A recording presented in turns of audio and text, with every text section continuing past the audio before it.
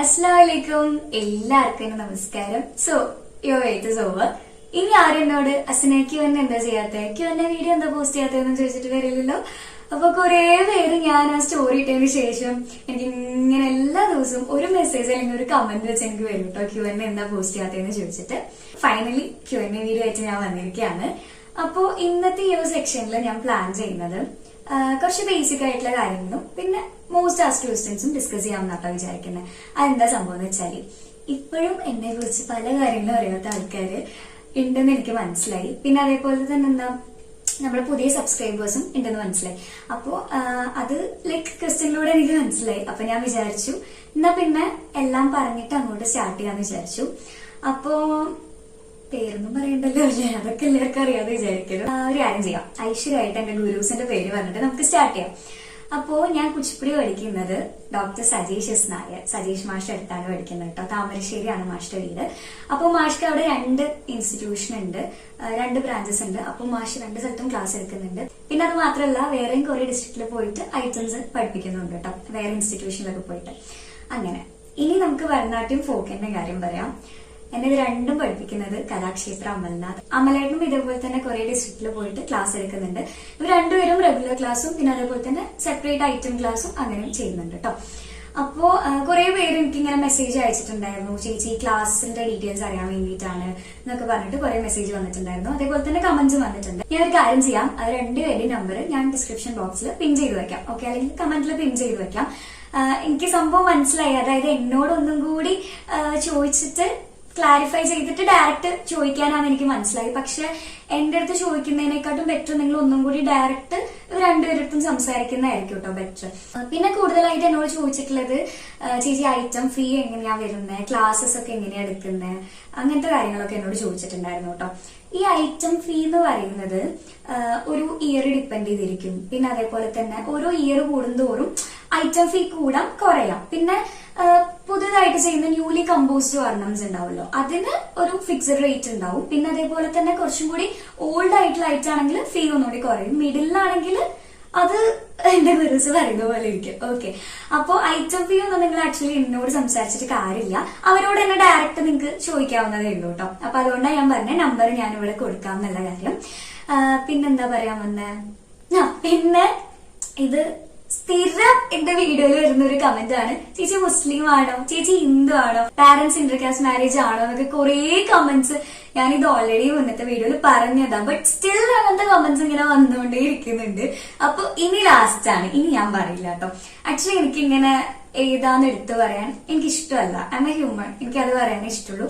But ഇങ്ങനെ ചോദിച്ചുകൊണ്ടിരിക്കുമ്പോൾ നമുക്ക് പിന്നെ വേറെ വഴിയില്ലല്ലോ. ഞാൻ മുസ്ലിമാണ്, ഓക്കെ. പിന്നെ എന്റെ പാരന്റ്സ് ഇന്റർകാസ്റ്റ് മാരേജ് ഒന്നല്ല, 2 പേരും മുസ്ലിം തന്നെയാണ്, ഓക്കെ. ഇനി ഇങ്ങനത്തെ ഒന്നും ക്വസ്റ്റ്യൻ ആയിട്ട് വരില്ല കേട്ടോ. എല്ലാ വീഡിയോസിലും ഒരു കമന്റ് അത് ഉണ്ടാവും. എനിക്ക് എന്താ തോന്നണേന്ന് അറിയോ, ചില വീഡിയോസിൽ ഞാൻ പൊട്ട് വെക്കാറുണ്ടല്ലോ, ചില വീഡിയോസിൽ ഷോൾ ഇടാറുണ്ട്, അതുകൊണ്ടായിരിക്കും ചോദിക്കുന്നുണ്ടാവുക. അത് ഇപ്പോ എന്താ പറയാ, എന്റെ വർക്കിന്റെ ഭാഗമായിട്ടാണ് ഞാൻ അങ്ങനെയൊക്കെ ചെയ്യുന്നതെന്ന് പറയാം, ഓക്കെ. അതിന് ഒരു ക്ലാരിറ്റി കിട്ടിയില്ലേ. ഇനി അടുത്തത് നമുക്ക് മോസ്റ്റ് ആസ്ക്ഡ് ക്വസ്റ്റ്യൻസിലോട്ട് കിടക്കാം കേട്ടോ. അപ്പൊ മോസ്റ്റ് ആസ്ക്ഡ് ക്വസ്റ്റ്യൻസില് കൂടുതൽ എനിക്ക് വന്ന ക്വസ്റ്റ്യൻ എന്താണെന്ന് വെച്ചാല്, ചേച്ചി 3 ഫസ്റ്റ് എങ്ങനെ കിട്ടിയ, അതിലെന്തെങ്കിലും ടിപ്സ് ആൻഡ് ട്രിക്സ് ഉണ്ടോ എന്നൊക്കെ ചോദിച്ചവരുണ്ട്. അപ്പോ ഇങ്ങനെ ചോദിച്ച ആൾക്കാരോട് എനിക്ക് പറയാനുള്ളത് എന്താണെന്ന് വെച്ചാല്, ലൈഫില് നിങ്ങൾക്ക് ഇതൊരു ക്ലിയർ കട്ട് ഗോൾ ആണെങ്കിൽ be ready to struggle, be ready to hard work, okay. ഈ ഒരു സക്സസിന്റെ ജേർണി അത്ര ഈസിയാണെന്ന് ഞാൻ പറയില്ല. ഒരുപാട് പ്രശ്നങ്ങൾ നമ്മൾ ഫേസ് ചെയ്യേണ്ടി വരും. മെന്റലി നമ്മൾ ഡൗൺ ആവും, ഫിസിക്കലി നമ്മൾ ഫിറ്റ് ആയിക്കൊള്ളണമെന്നില്ല, പല പ്രശ്നങ്ങളും ഉണ്ടാവും. അതായത് ഞാൻ എന്റെ ഒരു ജേർണി ആട്ടോ ഷെയർ ചെയ്യുന്നത്. എന്റെ ഒരു ജേർണി ഷെയർ ചെയ്തിട്ട് എങ്ങനെയാണ് നിങ്ങൾക്കുള്ള ടിപ്സും ട്രിക്സും ഒക്കെ എനിക്ക് പറ്റുന്ന പോലെ ഞാൻ ചെയ്തത് എന്തൊക്കെയാന്നുള്ളത് ഞാൻ ഷെയർ ചെയ്യാം, ഓക്കെ. അപ്പൊ എന്റെ ഒരു ജേർണി എന്ന് പറയുന്നത് അത്ര ഈസി ആയിട്ടുള്ള ഒരു കാര്യമായിരുന്നില്ല. ഐ മീൻ 2024 ഞാൻ അത്രയ്ക്കും സ്ട്രഗിൾ ചെയ്ത ഒരു ഇയർ ആയിരുന്നു. അപ്പൊ നിങ്ങൾക്ക് ഇത് വെച്ച് നോക്കുമ്പോ, ഓ ചേച്ചിക്ക് 3 ഫസ്റ്റ് കിട്ടി, അല്ലെങ്കിൽ അച്ഛന് 3 ഫസ്റ്റ് കിട്ടി, അടിപൊളി, സ്റ്റേറ്റിൽ പോയി, എല്ലാം നൈസാണെന്നുള്ളൊരു തോട്ട് വരും അല്ലെ. പക്ഷെ അതിന്റെ ബാക്കിലുള്ള കാര്യങ്ങള് എനിക്കും എന്റെ മമ്മിക്കും പഠിച്ചവനും മാത്രം അറിയുന്ന ഒരു സത്യമാണത്.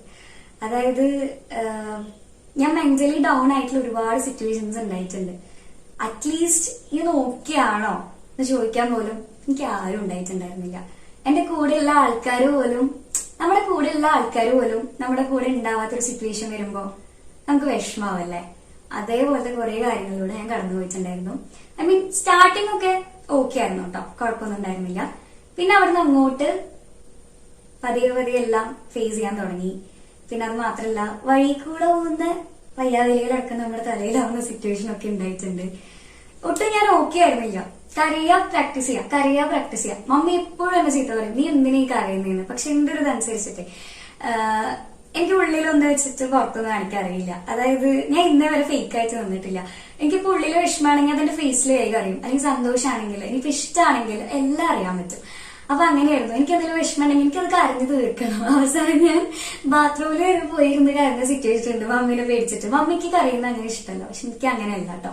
നമുക്കൊരു പ്രശ്നം വരുമ്പോ ചിലപ്പോ ആരും നമ്മളെ കൂടെ ഉണ്ടായിക്കൊള്ളുന്നില്ല. നമുക്ക് പല ആൾക്കാരെയും മനസ്സിലാക്കാൻ പറ്റും. അതായത് നമ്മുടെ കൂടെ നിൽക്കുന്ന ആൾക്കാർ പോലും നമ്മളെ തള്ളി പറയാം, നമ്മുടെ സിറ്റുവേഷൻ മനസ്സിലാക്കി നമ്മളെ കൂടെ നിൽക്കുക, അങ്ങനെയൊന്നും ഉണ്ടാവില്ല കേട്ടോ.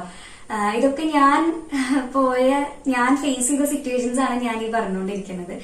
അങ്ങനെ പക്ഷെ ഒരു കാര്യമുണ്ട്, നമ്മൾ സക്സസ് ആയി കഴിഞ്ഞാണ്ടല്ലോ ഈ പറഞ്ഞ എല്ലാരും കൊട്ടി ആഘോഷിക്കാൻ നമ്മളെ കൂടെ ഉണ്ടാവും. അത് ഞാൻ റിയലൈസ് ചെയ്തിട്ടുണ്ട്. പല കാര്യങ്ങളും ഞാൻ റിയലൈസ് ചെയ്തിട്ടുണ്ട്. പല ആൾക്കാരെയും മനസ്സിലാക്കാൻ പറ്റി. അങ്ങനെ കുറെ കാര്യങ്ങളൊക്കെ ഉണ്ടായിട്ടുണ്ട്. അപ്പോ അതാണ് ഞാൻ പറയുന്നത്. സത്യം പറയാടോ, എനിക്ക് ഹാർഡ് വർക്ക് ചെയ്യാൻ പോലൊരു മനസ്സമാധാനം ഉണ്ടായിട്ടില്ല ആ ഒരു ഇയറിൽ. പക്ഷെ എന്തൊക്കെ വന്നാലും എന്റെ മൈൻഡിലൊരു കാര്യം ഉണ്ടായിരുന്നു, ഒരൊറ്റ ലക്ഷ്യമായിരുന്നു. ആ 3 ജില്ലാ ഫസ്റ്റ് ഉണ്ടല്ലോ, അത് ഞാൻ നേടിയെടുക്കും. എനിക്ക് വാശിയായിരുന്നു എന്നോട്, വേറെ ആരോടും അല്ല, എനിക്ക് എന്നോട് തന്നെ വാശിയായിരുന്നു. ഇഷ്ടംപോലെ ആൾക്കാർ പറഞ്ഞിട്ടുണ്ട്, ഓ ഇവളൊക്കെ എവിടെ വരെ പോകും, ഇതൊക്കെ നമുക്ക് കാണാം, പിന്നെ ഇവളെ കൊണ്ട് ഇതൊക്കെ പറ്റി. ഇഷ്ടംപോലെ ആൾക്കാർ പറഞ്ഞിട്ടുണ്ട്. എന്നോട് പറഞ്ഞിട്ടില്ല, പുറമെ പറഞ്ഞ് നടന്നിട്ടുണ്ട്. നമുക്കറിയാലോ, നമ്മൾ അറിയും ചിലപ്പോ, അല്ലെങ്കിൽ നമുക്ക് മനസ്സിലാവുമല്ലോ. ഈവൻ സ്റ്റേറ്റ് സ്കൂൾ കലോത്സവത്തിന് പോകുന്ന അവിടെ വരെ ഞാൻ ഓക്കെ ആയിരുന്നില്ല. എനിക്ക് പല പ്രശ്നങ്ങളും ഉണ്ടായിരുന്നു. ഞാൻ മെന്റലി നല്ല രീതിക്ക് ഡൗൺ ആയി. ഇപ്പൊ നിങ്ങൾ കാണുന്ന ചിരിച്ചിരുന്ന മുഖമൊന്നും ആയിരുന്നില്ല. മെന്റലി ഞാൻ ഒരുപാട് സ്ട്രഗിൾ ചെയ്തിട്ടുണ്ട് നല്ല രീതിക്ക്. പക്ഷെ സാരില്ലടോ, പോട്ടെ, അതൊന്നും നമ്മൾ മൈൻഡ് ആക്കണ്ട. നമുക്കറിയാലോ ഓരോ വ്യക്തികളും എങ്ങനെയാന്നുള്ള കാര്യം നമുക്ക് റിയലൈസ് ചെയ്യാനുള്ള ഒരു ടൈമാണ് അത്, നമ്മൾ ഡൗൺ ആയിരിക്കുന്ന ടൈം എന്ന് പറയുന്നത്.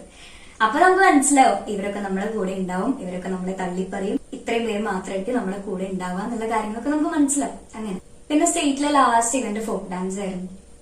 ഫോക്ക് ഡാൻസിന്റെ തലേ ദിവസം പോലും ഞാൻ ഓക്കെ ആയിരുന്നില്ല, ഒട്ടും ഓക്കെ ആയിരുന്നില്ല. മമ്മ എന്നോട് പറഞ്ഞൊരു കാര്യമുണ്ട്, അച്ചു ഈ പല കാര്യങ്ങളും കാണേണ്ടി വരും, പക്ഷെ ഒന്നും നീ മൈൻഡ് ആക്കരുത്. എനിക്ക് ഒരു കാര്യം പറയാനുള്ളൂ, ഡിസ്ട്രിക്റ്റിനെക്കാട്ടും ബെറ്റർ ആയിട്ട് ഫോക്ക് അവിടെ ചെയ്യണം കേട്ടോ എന്നുള്ള കാര്യം എന്നോട് പറഞ്ഞിട്ടുണ്ടായിരുന്നു. അപ്പോ ഞാൻ അത്രയും പോയി കിടക്കുന്ന ടൈമിലും മമ്മിയും പഠിച്ചവരും മാത്രമേ എനിക്ക് എന്റെ കൂടെ ഉണ്ടായിട്ടുള്ളൂ. എന്നിട്ട് ഒരു കാര്യമുണ്ട്, എന്തൊക്കെ പ്രശ്നം വന്നാലും നമുക്കറിയാലോ, അല്ലെങ്കിൽ ദൈവത്തിന് അറിയാലോ, നമ്മൾ ജെന്യൂനായിരുന്നാൽ മതി. പഠിച്ചവരും മമ്മി കണ്ടിട്ടുണ്ട് ഞാൻ എങ്ങനെയാണ് ഓരോ ദിവസവും കടന്നു പോയെന്നുള്ളത്. അതായത് ഡിസ്ട്രിക്ട് കഴിഞ്ഞ് അവിടുന്ന് അങ്ങോട്ടുള്ള ദിവസങ്ങളൊന്നും എനിക്ക് അത്ര ഈസി ആയിട്ടുള്ള ഒരു ദിവസങ്ങളേ ആയിരുന്നില്ല. ഞാൻ എങ്ങനെയൊക്കെയോ ഞാൻ ഫേസ് ചെയ്തതെന്ന് മമ്മിക്കും പഠിച്ചവനും മാത്രമേ അറിയുള്ളൂ. അത്രയ്ക്ക് ഞാൻ പോയി കിടക്കുന്ന ടൈമായിരുന്നു കേട്ടോ. പക്ഷെ സാരമില്ല, അതെന്തോ ആവട്ടെ, അതൊന്നും നമ്മൾ മൈൻഡാക്കേണ്ട ആവശ്യമില്ല. പക്ഷെ ഒരു കാര്യം ഞാൻ തീരുമാനിച്ചിട്ടുണ്ടായിരുന്നു, എന്തൊക്കെ പ്രശ്നം വന്നാലും ഞാൻ പ്രാക്ടീസ് ചെയ്യുന്നത് ഞാൻ നിർത്തില്ല എന്നുള്ള കാര്യം. അത് ഞാൻ ക്രിസ്റ്റൽ ക്ലിയർ ആയിട്ട് ഞാനത് ചെയ്തിട്ടുണ്ട് കേട്ടോ. അതായത് പ്രാക്ടീസ് ഞാൻ ഒരിക്കലും മുടക്കില്ലായിരുന്നു. ഇതേപോലെ തന്നെ കരയും പ്രാക്ടീസ് ചെയ്യും അങ്ങനെ തന്നെയായിരുന്നു.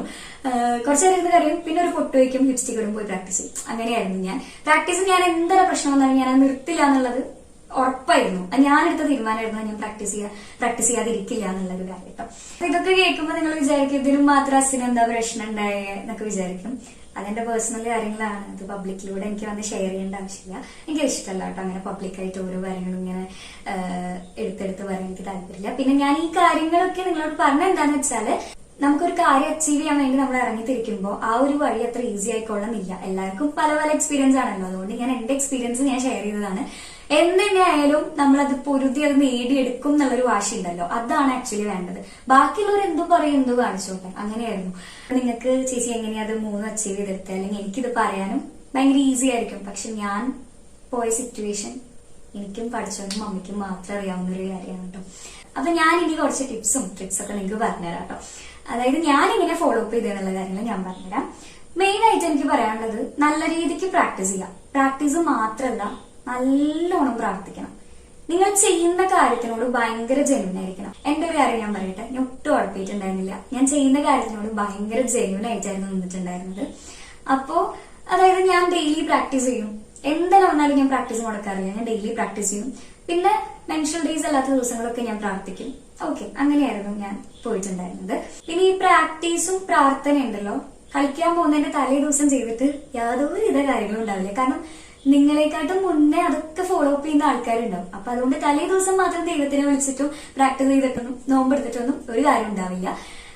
ഇത് ഒരു ഐറ്റം, നിങ്ങൾ ചെയ്യാൻ പോകുന്ന ഐറ്റം നിങ്ങൾ സ്റ്റാർട്ട് ചെയ്യുമല്ലോ ഒരു ഡേ, ആ സ്റ്റാർട്ടിങ് തൊട്ട് അതിന്റെ എൻഡ് വരേക്കും നിങ്ങൾ അത് ചെയ്തിരിക്കണം. എന്നാലാണ് അതിനുള്ള റിസൾട്ട് നമുക്ക് കിട്ടുള്ളൂ. പിന്നെ പ്രാക്ടീസ് റൂട്ടീൻ എന്റെ എങ്ങനെയായിരുന്നു ചോദിച്ചാല്, ഞാൻ ലൈക്ക് ജസ്റ്റ് ഒരു 10 മിനിറ്റ് കളിക്കുക, അല്ലെങ്കിൽ ഒരു 5 മിനിറ്റ് കളിച്ചിട്ട് അങ്ങനെ എടുത്തു വെക്കുക, അങ്ങനെ ആയിരുന്നില്ല.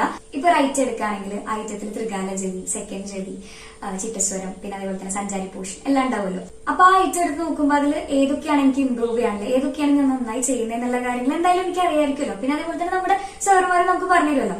അപ്പൊ ആ ഒരു രീതിക്ക് വേണം നിങ്ങൾ പ്രാക്ടീസ് ചെയ്യാൻ വേണ്ടിയിട്ട്. അപ്പോ ഞാൻ എങ്ങനെ ചെയ്യാന്ന് വെച്ചാല്, ഇപ്പൊ പറഞ്ഞ പോലെ ഒറ്റ സ്ട്രെച്ചിൽ നമ്മൾ കളിക്കുന്നത് നല്ലതാണ്. പക്ഷെ ഒറ്റ സ്ട്രെച്ചിൽ കളിച്ചിട്ട് എടുത്തു വെച്ച് കഴിഞ്ഞാല് അതിൽ കറക്ഷൻസ് ഒക്കെ ആരും റെഡിയാക്കും.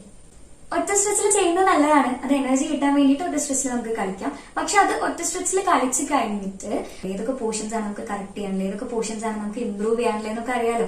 അപ്പൊ അതൊക്കെ ചെയ്യാം കേട്ടോ. അങ്ങനെയാണ് ഞാൻ ചെയ്തിരുന്നത്. പിന്നെ അതേപോലെ തന്നെ ഇപ്പൊ പറഞ്ഞ പോലെ ഐറ്റംസ് ഇങ്ങനെ ഡിവൈഡ് ചെയ്യും. എന്നിട്ട് അതിൽ ഓരോ പോർഷൻസും ഞാൻ ഇങ്ങനെ പ്രാക്ടീസ് ചെയ്തുകൊണ്ടേയിരിക്കും. ചില ഐറ്റംസ് എടുത്ത് നോക്കുകയാണെങ്കിൽ എനിക്ക് അതിൽ സഞ്ചാരി പോർഷൻ ആയിരിക്കും ചെയ്യാൻ ടാസ്ക് ഉണ്ടാവുക, അല്ലെങ്കിൽ ഇപ്പോ ത്രികാലജതി ആയിരിക്കും, അങ്ങനെയൊക്കെ ഉണ്ടാവുമല്ലോ. അപ്പോ അത് മനസ്സിലാക്കിയിട്ട് അത് കൂടുതൽ നമ്മളിങ്ങനെ പ്രാക്ടീസ് ചെയ്ത് റെഡിയാക്കി കൊണ്ടുവരാം.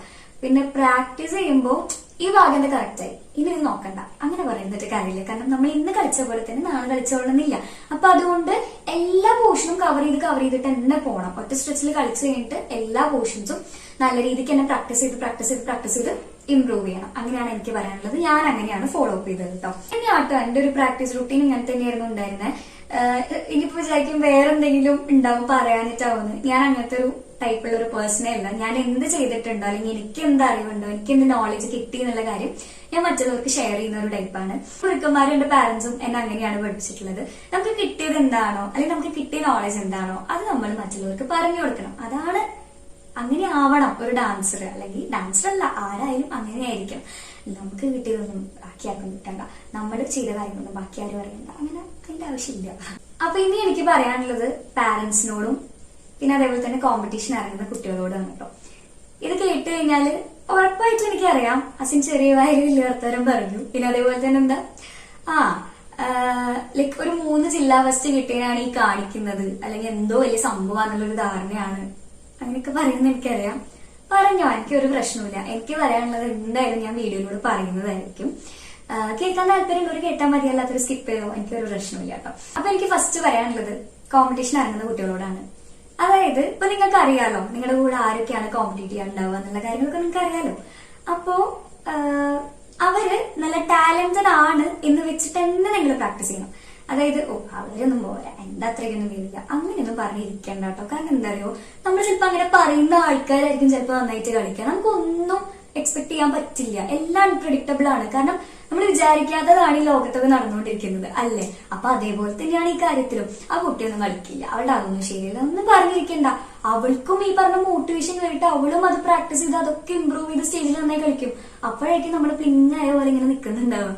അപ്പൊ അതുകൊണ്ടാണ് പറയുന്നത്, നമ്മുടെ കൂടെ അത്രയും ടാലന്റഡ് ആയിട്ടുള്ള കുട്ടികളാണ് കോമ്പറ്റീറ്റ് ചെയ്യാൻ വരിക എന്ന് ആലോചിച്ചിട്ട് തന്നെ നിങ്ങൾ പ്രാക്ടീസ് ചെയ്യണം. ആരുമില്ല എന്റെ കൂടെ ഒന്നും കോമ്പറ്റീഷൻ ചെയ്യാൻ ആരുമില്ല, എന്റെ അത്രയ്ക്കൊന്നും ആരും വരില്ല എന്ന് പറഞ്ഞിരിക്കണ്ട കേട്ടാ. അങ്ങനെയാണ്. പിന്നെ ഇപ്പൊ നമ്മുടെ കൂടെ കോമ്പറ്റീറ്റ് ചെയ്യുന്ന കുട്ടികളുടെ ഒരു കാര്യവും നമുക്ക് ആക്ച്വലി അന്വേഷിക്കേണ്ട കാര്യമില്ല. നമുക്ക് തന്നെ നമ്മുടെ ഒരുപാട് കാര്യങ്ങൾ ചെയ്തു തീർക്കാനുണ്ടാവും, അല്ലെങ്കിൽ നമ്മുടെ ഒരുപാട് കറക്ഷൻസ് നമുക്ക് റെഡിയാക്കാനുണ്ടാവും. അപ്പൊ അവരെന്തോ ചെയ്യട്ടെ, അവരെ കാര്യങ്ങളൊക്കെ എന്തിനാ നമ്മൾ അന്വേഷിക്കാൻ വേണ്ടി പോകുന്നത് അല്ലെ. അപ്പൊ അതിന്റെ ആവശ്യമൊന്നുമില്ല.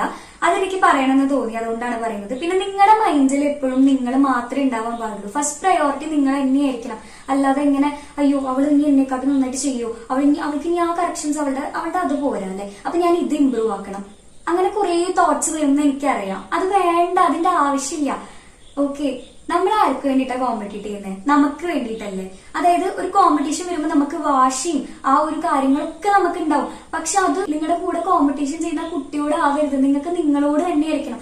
ഓരോ ദിവസം കൂടുന്നതോറും നിങ്ങൾക്ക് എന്തൊക്കെയാണ് നിങ്ങൾക്ക് കറക്റ്റ് ചെയ്യാനുള്ള വെച്ചാൽ അത് നിങ്ങൾ കറക്റ്റ് ചെയ്ത് പോവാ. അല്ലാതെ ആ കുട്ടിയുടെ അവിടെ ശരിയല്ല അപ്പൊ ഞാൻ ഇത് ശരിയാക്കണം, അവൾ അത് കളിക്കുന്ന പോരാ അപ്പൊ ഞാൻ ഇത് ഇമ്പ്രൂവ് ആക്കി എനിക്ക് പ്രൈസ് കിട്ടും. എന്തിനാടോ? അതിന്റെ ആവശ്യമില്ല. പിന്നെ നമ്മള് കോമ്പറ്റീഷൻ ചെയ്യുന്നത് എന്തിനാ? അവരെ തകർക്കാനോ അവരോടുള്ള വാശിക്കാണോ? അങ്ങനെയൊന്നും കോമ്പറ്റീഷൻ ചെയ്തിട്ട് ഒരു കാര്യമില്ല. സത്യമായിട്ട് ഞാൻ പറയാം, ഒരു കാര്യമില്ല. അവരോടുള്ള വാശിക്ക് ഞാൻ സ്റ്റേജിൽ കയറി സെറ്റാക്കും. എന്തിന്? വേണ്ട. നിങ്ങൾ ആ ടൈം ഉണ്ടെങ്കിൽ നിങ്ങൾക്ക് വേണ്ടി ഒന്ന് നിങ്ങൾ കോമ്പറ്റീറ്റ് ചെയ്ത് നോക്കി, അവിടെ ഉറപ്പായിട്ടും സക്സസ് ഉണ്ടാവുള്ളൂ. അതായത് ഞാനിപ്പോ പറഞ്ഞ പോലെ തന്നെ ഓരോ ദിവസം തോറും ബാക്കിലോട്ട് പോവാതെ അതെല്ലാം ഇമ്പ്രൂവ് ആക്കി നിങ്ങൾക്കറിയാലോ നിങ്ങളുടെ കറക്ഷൻസ് ഒക്കെ എന്താ, നിങ്ങൾക്ക് എന്തൊക്കെയാണ് പോരായ്മ ഉള്ള കാര്യങ്ങൾ നിങ്ങളുടെ ഗുരുസ് പറഞ്ഞാലും നിങ്ങൾക്കും അറിയാൻ പറ്റുമല്ലോ. അപ്പൊ അതൊക്കെ ഓരോ ഡേ കൂടുന്തോറും റെഡിയാക്കി ഇമ്പ്രൂവ് ചെയ്ത് അങ്ങനെ കാണിച്ചു കൊടുക്ക്. അല്ലാതെ ആ കുട്ടിയുടെ കാര്യം പോയി അന്വേഷിച്ചിട്ടൊന്നും ഒരു കാര്യം ഉണ്ടാവില്ല. ആ കുട്ടി ആ ടൈമിൽ അവളുടെ കാര്യം നോക്കി അവള് പ്രാക്ടീസ് ചെയ്യുന്നുണ്ടാവും. അതുകൊണ്ടാണ് പറയുന്നത് ഫസ്റ്റ് പ്രയോറിറ്റി നിങ്ങൾ തന്നെ ആയിരിക്കണം, ബാക്കിയുള്ളവർ എന്തോ കാണിക്കട്ടെ. ഇനി എനിക്ക് പറയാനുള്ളത് പാരന്റ്സിനോടാണ് കേട്ടോ. അതായത് നമ്മുടെ കുട്ടിയുടെ കാര്യം മാത്രം നോക്കുക, ബാക്കിയുള്ള കുട്ടികളും പാരന്റ്സും എന്തോ ചെയ്യട്ടെ, അതൊന്നും നമുക്ക് മൈൻഡ് ആക്കേണ്ട ആവശ്യമില്ല. ഓക്കെ, അതായത് ഇപ്പൊ ഈ പറഞ്ഞ പോലെ കുറെ ഇൻഫോർമേഷൻ തപ്പാൻ വേണ്ടി നടക്കുന്ന കുറെ ടീംസ് ഉണ്ട്. അവളെവിടെ ഡാൻസ് പഠിക്കണേ? അവളുടെ ഡാൻസ് മാറി, അവളവിടെ പോയി ജോയിൻ ആയോ?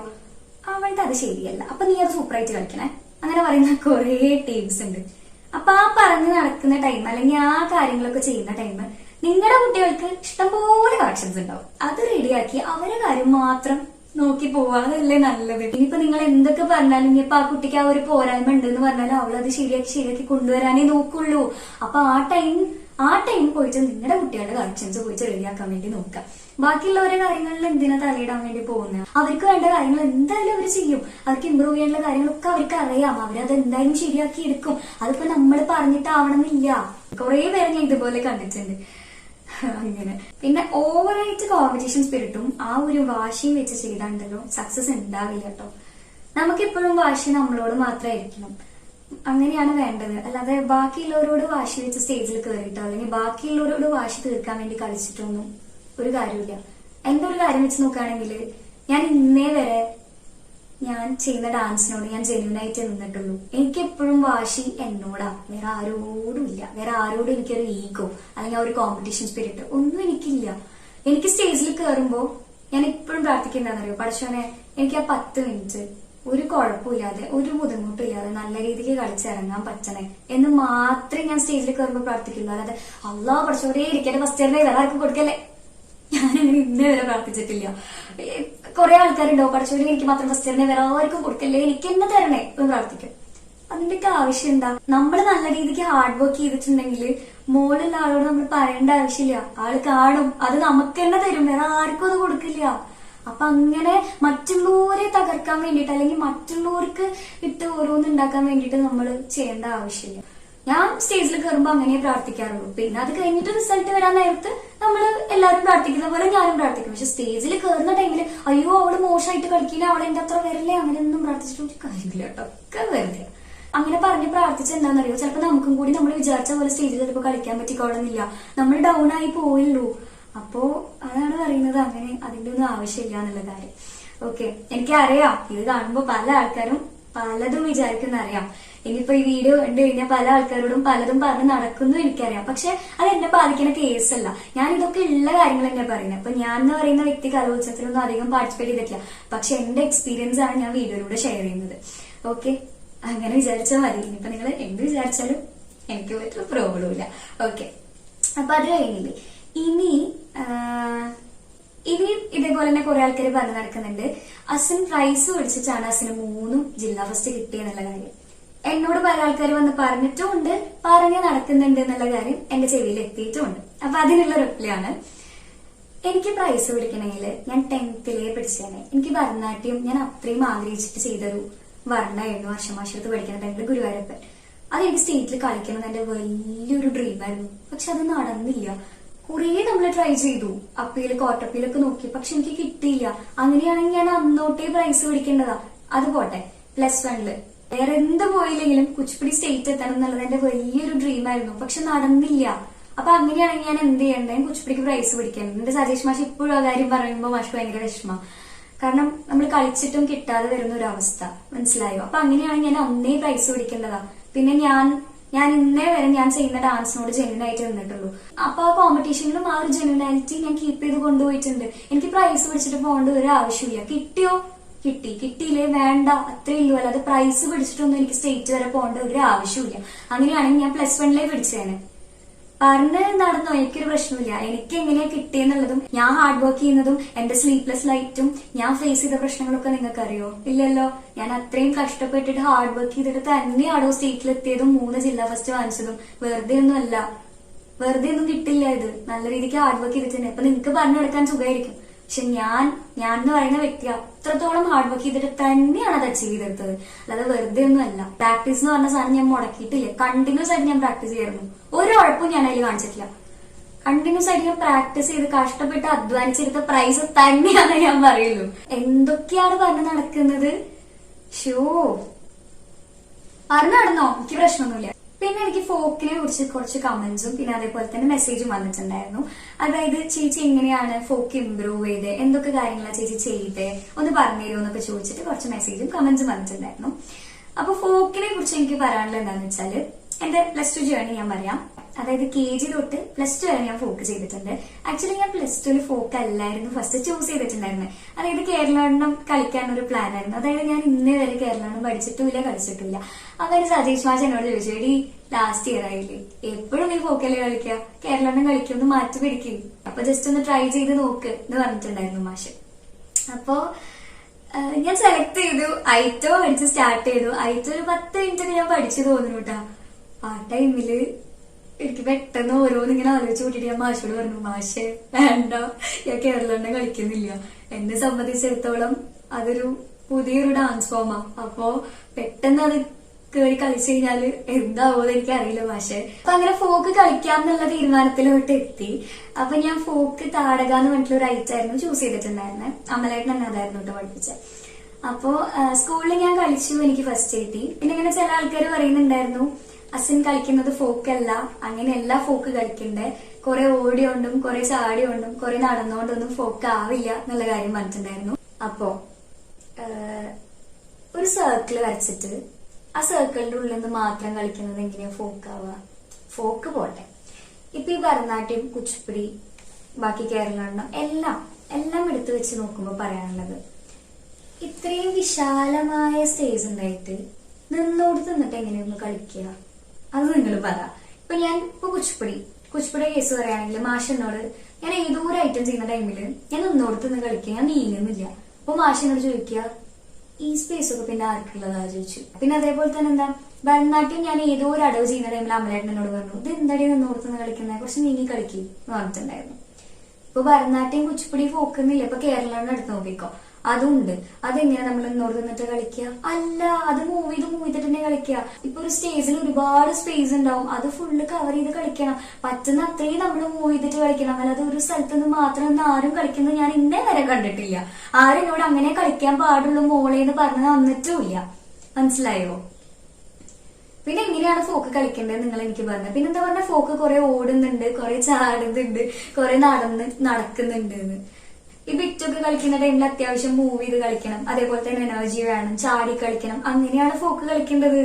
പിന്നെ നിന്നോർത്ത് നിന്നിട്ട് മാത്രം എങ്ങനെയാ നമ്മള് ഇപ്പൊ ഒരു കഥ ചെയ്യുന്ന ടൈമിൽ, ഇപ്പൊ നമ്മളൊരു കഥ എടുക്കുകയാണെങ്കിൽ ആ കഥ ചെയ്യുന്ന ടൈമിൽ ചിലപ്പോ നമുക്ക് ഇപ്പൊ വെള്ളപ്പൊക്കാവാം, അല്ലെങ്കിൽ വേറെ എന്തെങ്കിലും തീമാവാം, ഒക്കെ വരുമ്പോ നമ്മളിങ്ങനെ നിന്നോർത്ത് നിന്ന് ചെയ്യുക. നമ്മളൊരു സംഭവം സെയിൽ ചെയ്യാൻ വേണ്ടി നടക്കുന്ന സമയത്ത് ഇപ്പൊ ഫോക്കിൽ ഇപ്പൊ നമ്മൾ ഡാൻസിൽ ചെയ്യുന്ന ടൈമില് ഇവിടെ നിന്ന് മാത്രം ചേട്ടാ ഇങ്ങോട്ട് വരും എന്ന് പറയില്ലല്ലോ. നമ്മൾ അങ്ങോട്ട് മൂവ് ചെയ്ത് അത് വിൽക്കാൻ നടക്കുന്ന ആൾക്കാരുടെ കാര്യം പറഞ്ഞു, ഒരു പെർട്ടിക്കുലർ സ്ഥലത്ത് ഇരുന്ന് വിൽക്കുന്ന കാര്യമല്ല പറയുന്നത്.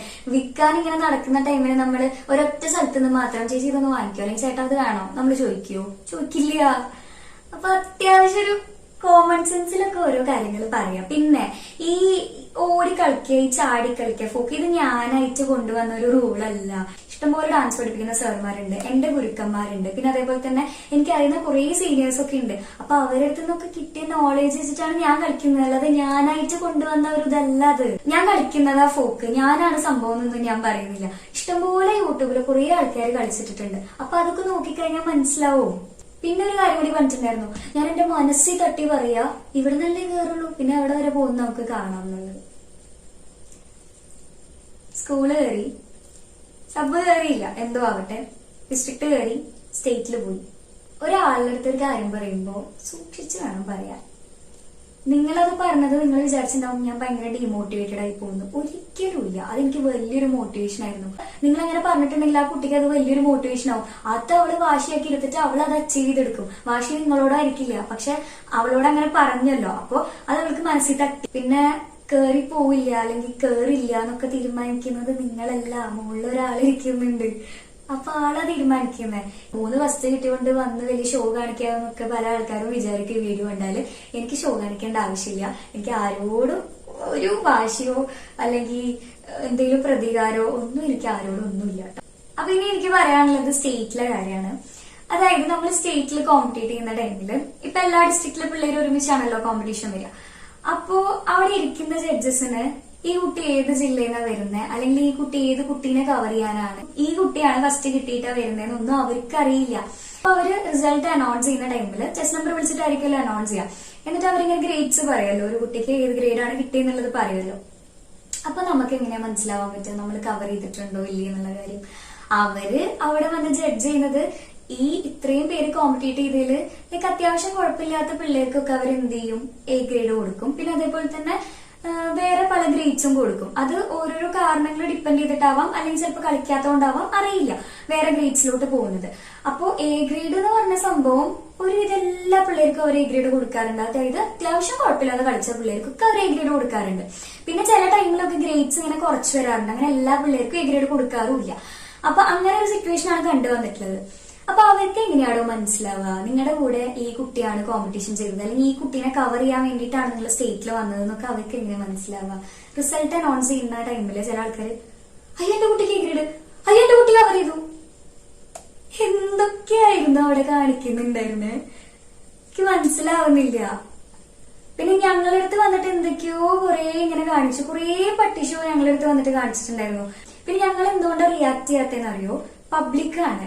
അപ്പോ അവരുടെ ഒരു സംസ്കാരം, അവരുടെ ഒരു കൾച്ചർ അല്ല നമുക്ക്, മനസ്സിലായോ? പബ്ലിക്കിൽ വന്നിട്ട് അത് റിയാക്ട് ചെയ്യേണ്ട ആവശ്യമില്ല.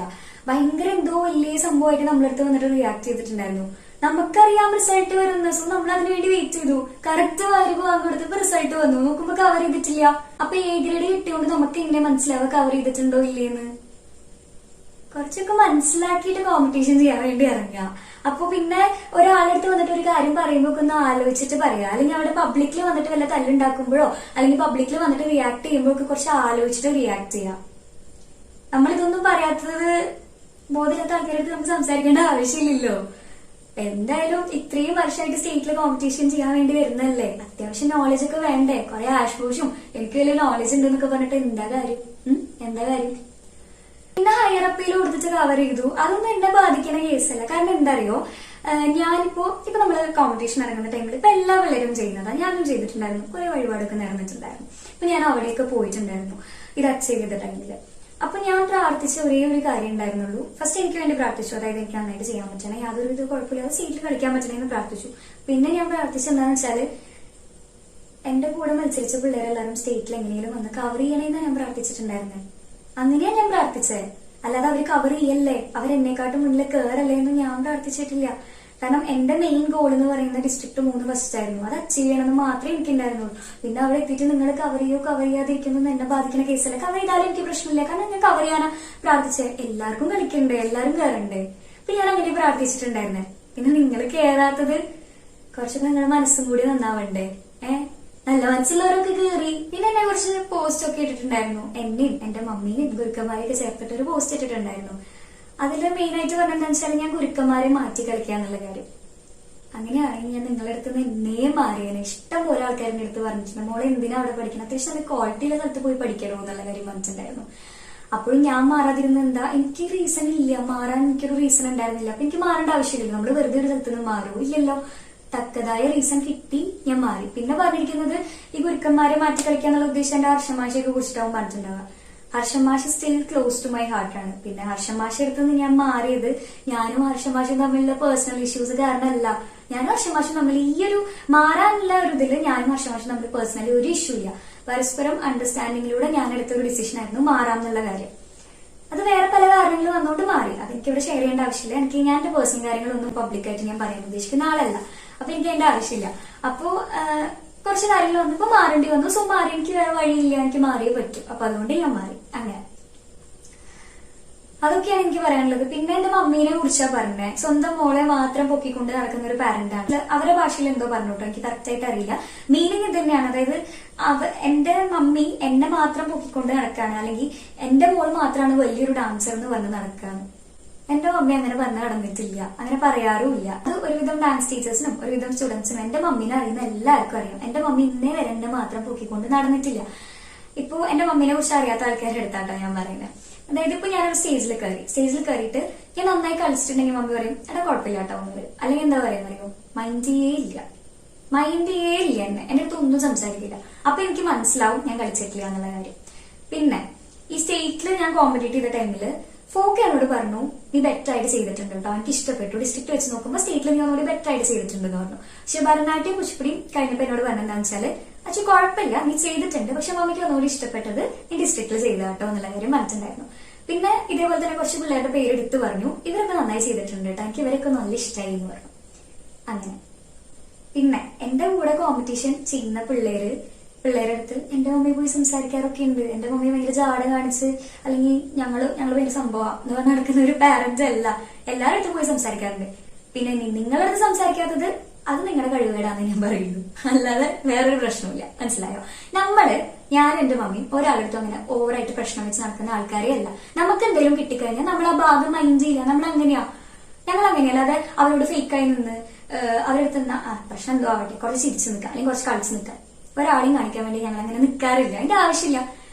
ഞങ്ങൾ ജെന്യൂനായിട്ട് നിൽക്കാറുള്ളൂ. നിങ്ങളടുത്ത് എന്തെങ്കിലും മിണ്ടാതിരിക്കാതെ നിങ്ങൾ മൈൻഡ് ചെയ്യാതിരിക്കുന്നുണ്ടെങ്കിൽ ഫോർ അവർ സെൽഫ് റെസ്പെക്ട്, അല്ലാതെ വേറെ ഒരാളോടും ഒരു ദേഷ്യവും വാശിയോ കുശുമ്പോ ഒന്നും ഉണ്ടായിട്ടില്ല. അതിന്റെ കുറച്ച് പട്ടീഷൊക്കെ കാണിച്ചിട്ടുണ്ടായിരുന്നു. അങ്ങനെ കോൾ ചെയ്തിട്ട് പറയുന്നുണ്ടായിരുന്നു അവള് താഴ്ന്നു എന്നുള്ള കാര്യം. എക്സ്ക്യൂസ് മീ, ഞാൻ താഴണോ ഞാൻ ഉയരണോ എന്നുള്ള കാര്യം നിങ്ങൾ ആരുമല്ല തീരുമാനിക്കുന്നത്. മുകളിലൊരാൾ പിന്നെ എന്തിനാ? ദൈവമാണ് തീരുമാനിക്കുന്നത് ഞാൻ താഴണോ ഞാൻ ഉയരണോ, എന്റെ നല്ല സമയം ഏതാ എന്റെ പൊട്ട സമയം ഏതാന്ന് ഞാനും നിങ്ങളും അല്ലല്ലോ തീരുമാനിക്കുന്നേ. നിങ്ങളൊന്നും പറഞ്ഞുകൊണ്ട് ഞാൻ താഴ്ന്നു പോവില്ല, അതെനിക്കറിയാം. നിങ്ങൾ പറഞ്ഞുകൊണ്ടൊന്നും ഞാൻ താഴാൻ പോകുന്നില്ല. പിന്നെ ഇത് ഞാൻ അച്ചീവ് ചെയ്തെടുത്ത പ്രൈസാ. ഈ 3 ഡിസ്ട്രിക്ട് ഫസ്റ്റ് എന്റെയാ, അത് എനിക്കുള്ളതാ. അതിപ്പോ നിങ്ങൾ പറഞ്ഞുകൊണ്ടോ നിങ്ങൾ വേറെ ആൾക്കാരുടെ അടുത്ത് എന്തെങ്കിലും പറഞ്ഞു നടന്നുകൊണ്ടോ അതൊന്നും നഷ്ടപ്പെടാൻ പോകുന്നില്ല. എനിക്ക് കിട്ടിയത് തന്നെയാണത്. പ്രൗഡ്ലി ഐ എം സെയിങ്, അത് എന്റെ പ്രൈസാണ്, അത് എനിക്ക് കിട്ടിയതാണ്. പിന്നെ വേറെ എന്തൊക്കെയോ കുറെ നെഗറ്റീവ്സ് ഈ വ്യക്തി പറഞ്ഞു നടന്നു എന്നൊക്കെ ഞാൻ അറിഞ്ഞു. പല ആൾക്കാരും പറഞ്ഞിട്ട് പറഞ്ഞു, എനിക്ക് മനസ്സിലാവുകയും ചെയ്തു. ഇപ്പോ നിങ്ങൾ കുറെ കാര്യങ്ങൾ പറഞ്ഞു നടക്കുന്നുണ്ടല്ലോ, അതിന്റെയൊക്കെ പ്രൂഫ് എന്റെ അടുത്തുണ്ട്. എനിക്കിത് പറഞ്ഞ് വീഡിയോ ചെയ്യാനോ ഇതിന്റെ കാര്യങ്ങൾ കംപ്ലീറ്റ് A to Z എനിക്ക് പറഞ്ഞ് വീഡിയോ ഇടാനോ ഒന്നും അറിയാഞ്ഞിട്ടല്ല, എനിക്ക് അതിന്റെ ആവശ്യമില്ല. അതുകൊണ്ടാണ് ഞാൻ ചെയ്യാത്തത്. നിങ്ങളെ പോലെ എല്ലാം പബ്ലിക്കലി വന്ന എല്ലാ കച്ചറിയും എന്തും പറയാന്നുള്ളൊരു മട്ടുണ്ടല്ലോ, അതിന്റെ ആവശ്യം എനിക്കില്ല. അതുകൊണ്ടാണ് ഞാൻ പറയാത്തത്. കേട്ടില്ലേ? ഈ പറഞ്ഞ ആൾക്കാരെ ഇപ്പൊ ഞാൻ ഓരോരോ കാര്യങ്ങൾ ഞാൻ എടുത്തു പറഞ്ഞു. ഇതൊക്കെ ആർക്കുള്ളതാണെന്ന് അവർക്കും എനിക്കും അറിയാം. അപ്പൊ അതുകൊണ്ട് ഈ പറഞ്ഞ ആൾക്കാരെല്ലാം ഈ വീഡിയോ കാണുന്ന എനിക്കറിയാം. അതുകൊണ്ട് തന്നെയാണ് ഞാൻ വീഡിയോയിലൂടെ എല്ലാ കാര്യങ്ങളും ഷെയർ ചെയ്യുന്നത്. ഇനിയിപ്പോ നിങ്ങൾ എന്തൊക്കെ പറഞ്ഞു നടന്നാലും എനിക്ക് കിട്ടാനുള്ളതൊക്കെ എനിക്ക് തന്നെ കിട്ടുള്ളൂ, അത് വേറെ ആർക്കും കിട്ടാൻ വേണ്ടി പോകുന്നില്ല. ഓക്കെ, ഓൾമോസ്റ്റ് എന്നെ ഷെയർ ചെയ്ത് കഴിഞ്ഞു. പിന്നെ ഒരു കാര്യം കൂടി ഉണ്ട്. അതായത് ഇങ്ങനെ കുറച്ച് പേര് ചോദിച്ചിട്ടുണ്ടായിരുന്നു ചേച്ചി ഫുഡ് റൊട്ടീനൊക്കെ എങ്ങനെയാ, പ്രാക്ടീസ് ചെയ്യുന്ന ടൈമിൽ ചേച്ചി എന്തൊക്കെയാ കഴിക്കാറുള്ളത്, അത് കുറെ പേര് ചോദിച്ചിട്ടുണ്ടായിരുന്നു കേട്ടോ ആ ഒരു ക്വസ്റ്റ്യൻ. അപ്പൊ ഫുഡ് റൊട്ടീൻ എന്ന് പറയുമ്പോ അതായത് ഇപ്പോ എല്ലാവർക്കും ജങ്ക് ഫുഡ്സ് ഭയങ്കര ഇഷ്ടമാണല്ലോ. എനിക്ക് ഭയങ്കര ഇഷ്ടം അൽഫാം, പിസ്സ, ബർഗർ, പിന്നെ അതേപോലെ തന്നെ ഷവർമ ഒക്കെ എനിക്ക് ഭയങ്കര ഇഷ്ടം. നമുക്ക് കുറച്ച് സ്റ്റാമിന, കുറച്ച് എനർജി ഒക്കെ വേണമെങ്കിൽ ഇങ്ങനത്തെ ടൈപ്പ് ഫുഡ് കഴിച്ചാല് കാര്യം ഉണ്ടാവും എനിക്ക് തോന്നുന്നില്ല. അപ്പൊ ഞാൻ ഫുഡ് അത്യാവശ്യം നല്ല രീതിക്ക് കൺട്രോൾ ചെയ്തിട്ടുണ്ടായിരുന്നു. അതായത് എനിക്ക് ഇഷ്ടപ്പെട്ട സംഭവങ്ങളൊക്കെ ഞാൻ നല്ല രീതിക്ക് കൺട്രോൾ ചെയ്തിട്ടുണ്ടായിരുന്നു കേട്ടോ അത്. അപ്പോ കൂടുതലും പ്രോട്ടീനുള്ള ഫുഡുകൾ നന്നായിട്ട് കഴിക്കാം. പിന്നെ സ്റ്റാമിന എന്ന് പറയുന്ന കേസ് നമ്മൾ എത്രത്തോളം കണ്ടിന്യൂസ് ആയിട്ട് പ്രാക്ടീസ് ചെയ്യുന്നു അപ്പൊ നമുക്കതിങ്ങനെ ബിൽഡപ്പ് ചെയ്ത് കൊണ്ടുവരാവുന്ന ഒരു സംഭവം തന്നെയുള്ളൂ. പക്ഷെ എനർജി കിട്ടണമെങ്കിൽ നമ്മൾ അത്യാവശ്യം നല്ല രീതിക്കുള്ള ഫുഡൊക്കെ തന്നെ കഴിക്കണം. ഇപ്പൊ ഞാൻ കഴിക്കുന്ന എങ്ങനെയാന്ന് വെച്ചാല്, ഇപ്പൊ ഞാൻ താമരശ്ശേരിക്കൊക്കെ പോകുന്ന ടൈമില് ദൂരെയല്ലേ, അപ്പൊ നമുക്ക് പുറത്തുനിന്നൊക്കെ ഫുഡ് കഴിക്കേണ്ട സിറ്റുവേഷൻ വരും. പക്ഷെ അത് അവോയ്ഡ് ചെയ്യാൻ വേണ്ടിയിട്ട് ഞാൻ ഇവിടുന്ന് വീട്ടിൽ നിന്ന് കഞ്ഞി കൊണ്ടുവരുന്നു. കാരണം പറഞ്ഞിട്ട് കാര്യമില്ല, ഇപ്പൊ നമ്മൾ പുറത്തൊക്കെ പോകുമ്പോൾ നമുക്ക് സ്മെല്ല് അടിക്കുമ്പോൾ അതൊക്കെ കഴിക്കാൻ തോന്നും. പക്ഷെ നമ്മൾ ട്രിപ്പിനല്ലല്ലോ പോകുന്നത്, ഡാൻസ് ക്ലാസ്സിക്കല്ലേ പോകുന്നത്. അപ്പൊ അവിടെ ചെന്ന് കളിക്കണമെങ്കിൽ നമുക്ക് അത്യാവശ്യം എനർജി വേണം. ഇങ്ങനത്തെ ഒക്കെ ഫുഡ് കഴിച്ച് കഴിഞ്ഞാൽ എന്താവും എനിക്ക് അറിയില്ല. എന്നെ സംബന്ധിച്ചിടത്തോളം എനിക്ക് വലിയൊരു കാര്യം ഉണ്ടാവില്ല. അപ്പൊ അതുകൊണ്ട് ഞാൻ കഞ്ഞി കൊണ്ടുപോകാറുണ്ട്. അതിപ്പോ മമ്മി വരുന്ന ടൈമിലായാലും ഇപ്പൊ ഞാൻ ഒറ്റയ്ക്ക് പോകുന്ന ടൈമിലായാലും ഞാൻ കഞ്ഞിയെ കൊണ്ടുപോകാറില്ല കൂടുതൽ. അല്ലെങ്കിൽ ഞാൻ മാഷിന്റെ കൂടെ പോയിട്ട് അവിടെ നിന്ന് എന്തെങ്കിലും ചോറ് കഴിക്കും. അല്ലാത്ത ഫുഡൊന്നും അങ്ങനെ കഴിക്കാറില്ല കേട്ടോ. പിന്നെ ഡാൻസ് ക്ലാസ് കഴിഞ്ഞിട്ട് കഴിക്കും. അപ്പൊ എനിക്ക് അതാ പറയാനുള്ളത്, നിങ്ങൾക്ക് അത്രയ്ക്കും അത് ഒഴിവാക്കാൻ പറ്റുന്നില്ലെങ്കിൽ ഡാൻസ് ക്ലാസ് കഴിഞ്ഞിട്ട് നിങ്ങൾ അങ്ങനത്തെ ഫുഡ് കഴിച്ചോ. പക്ഷെ ഡാൻസ് ക്ലാസ്സിൽ പോകുന്ന ടൈമിൽ നമ്മളവിടെ കളിക്കാനല്ലേ പോകുന്നത്. അപ്പൊ നമുക്ക് വിചാരിച്ച പോലെ അല്ലെങ്കിൽ നമ്മൾ പ്രാക്ടീസ് ചെയ്ത് സെറ്റ് ആക്കി വെച്ച പോലെ നമുക്ക് ചിലപ്പോൾ അവിടെ പോയി കളിക്കാൻ പറ്റിക്കോളന്നില്ല. അപ്പൊ അതാ പറയുന്നത്, ഫുഡൊക്കെ ഡാൻസ് ക്ലാസ്സിൽ പോകുന്ന ടൈമിൽ അത്യാവശ്യം നല്ല പ്രോട്ടീനുള്ള ഫുഡൊക്കെ കഴിക്കാം. പിന്നെ അങ്ങനെ കേട്ടോ. പിന്നെ ഫ്രൂട്ട്സ് ഒക്കെ കഴിക്കുന്നത് നല്ലതാണ്. അതായത് ഇപ്പൊ പോമഗ്രാനേറ്റ്, ഓറഞ്ച് ഒക്കെ ഞാൻ കഴിക്കാറുണ്ട്. അതൊക്കെ കഴിച്ചാൽ ഒന്നുകൂടി നല്ലതായിരിക്കും. പിന്നെ ഞാൻ പാല് കുടിക്കാറുണ്ട് കേട്ടോ. കാരണം എന്താ വെച്ചാൽ എനിക്ക് ഇവിടെ ഈ ഒരു പോർഷൻ ഇല്ലേ, ഇവിടെ മസിലിന്റെ അവിടെ എനിക്ക് കളിക്കുന്ന ടൈമിൽ ഭയങ്കര പെയിൻ ആയിരിക്കും. സ്റ്റാർട്ടിങ്ങിലൊക്കെ നല്ല പെയിൻ ആയിരുന്നു. അതായത് നമ്മൾ പുതിയതായിട്ട് ഒരു സംഭവം ഇങ്ങനെ കണ്ടിന്യൂസ് ആയിട്ട് ചെയ്യാൻ തുടങ്ങുമ്പോൾ കുറച്ച് സ്റ്റാർട്ടിങ് ട്രബിൾ ഉണ്ടാവുമല്ലോ. അത് എനിക്കും ഉണ്ടായിരുന്നു. അതായത് ഇങ്ങനെ പ്രാക്ടീസ് ചെയ്ത് വരുമ്പോൾ ഭയങ്കര പെയിൻ. പിന്നെ അവിടെ നിന്ന് അങ്ങോട്ട് നോർമലായി. പിന്നെ എനിക്കൊരു പ്രശ്നം ഉണ്ടായിരുന്നില്ല കേട്ടോ. കാലൊക്കെ ഇങ്ങനെ വിണ്ട് കീറി പൊട്ടുക അങ്ങനെയൊക്കെ ഉണ്ടായിരുന്നു. ബ്ലഡ് വരുന്നൊക്കെ ഉണ്ടായിരുന്നു.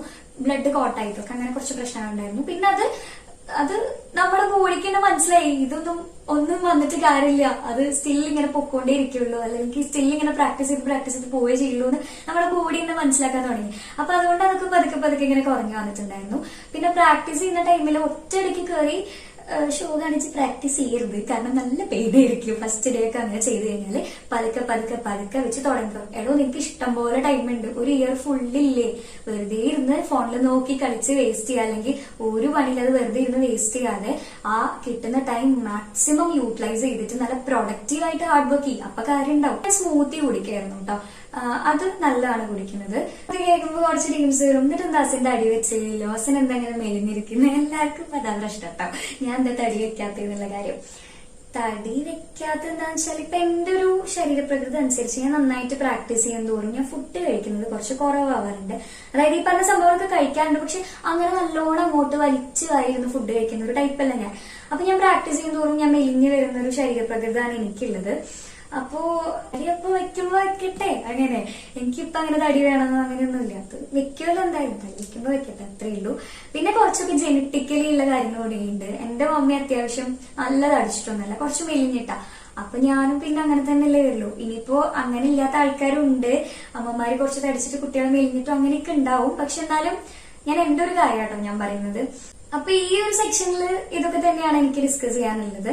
അപ്പൊ ഇതിന്റെ നെക്സ്റ്റ് പാർട്ടായിട്ട് ഇനി ഇങ്ങനെ പോകുന്നതായിരിക്കും. അപ്പോ ഇത്രയേ ഉള്ളൂ ഇന്നത്തെ വീഡിയോ. പിന്നെ നെക്സ്റ്റ് വീഡിയോയിൽ കാണുന്നവരെ sweet answer signing off. Good bye ഉമ്മ.